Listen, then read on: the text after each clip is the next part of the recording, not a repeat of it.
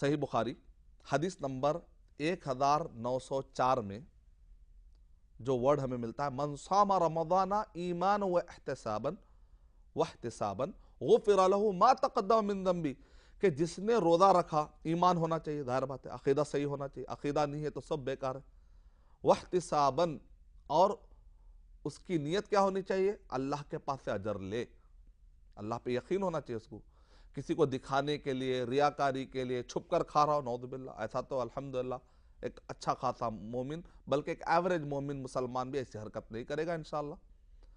تو دکھاوے کے لیے بھی نہیں رکھنا چاہیے،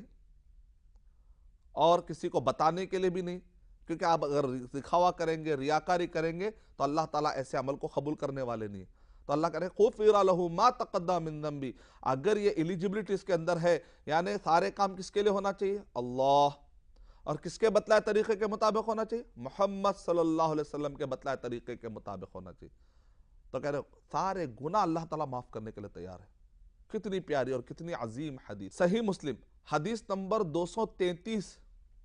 میں نبی اکرم صلی اللہ علیہ وسلم ارشاد فرما رہے ہیں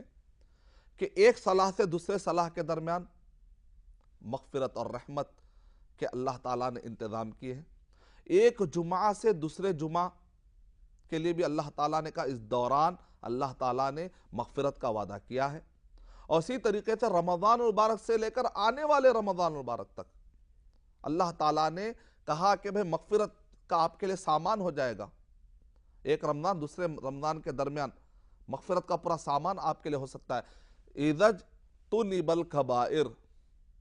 یا اِذَا اجْتَنَبَ الْكَبَائِرَ، جب بندہ کبائر سے بچے گا، بڑے بڑے گناہ سے اگر بچ جائے گا تو درمیان کے سارے صغیرہ گناہ معاف۔ اللہ اکبر،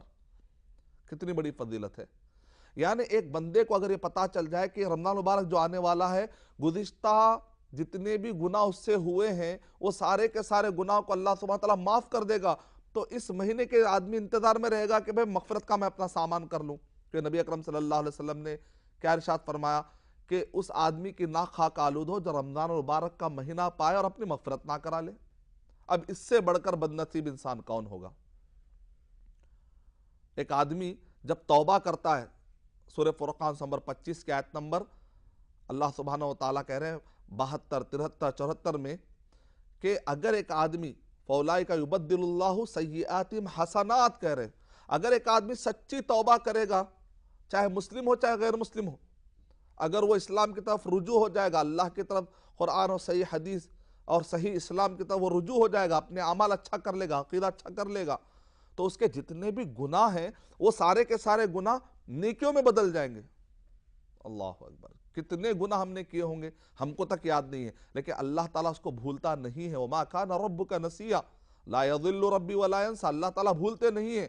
اللہ کو یاد ہے۔ اگر اللہ تعالیٰ یہ کہہ دیتا کہ تم اپنے گناہ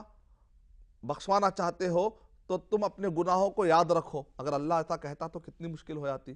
کہا کہ اس کی ضرورت نہیں ہے، وہ اکاؤنٹ اس کا حساب رکھنے والے اللہ تعالیٰ ہے، اللہ اس کو بھولتے نہیں ہیں، فرشتوں کے پاس نام اعمال میں پورے اکاؤنٹ رکھے ہوئے ہیں، اللہ تعالیٰ اپنے برکت اور اپنی فضیلت سے سب معاف کر دے۔